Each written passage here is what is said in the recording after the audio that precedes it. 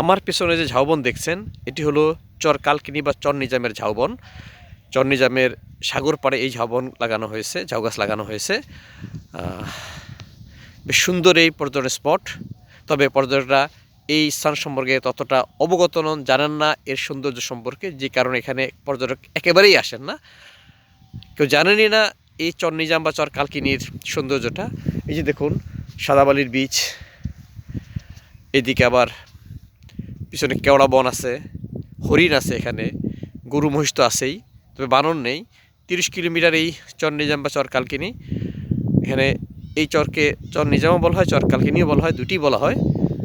স্থানীয় বললেন ডাক নামার আসল নামের মতো পার্থক্য। সুতরাং পর্যটকরা যদি সুযোগ পান অবশ্যই এই চর নিজামের সৌন্দর্য দেখার জন্য আসবেন। চমৎকার প্রাকৃতিক পরিবেশ এখানে, খুবই সুন্দর। আপনারা আসবেন, উপভোগ করবেন এই চর নিজাম বা চর কালকিনির সৌন্দর্য।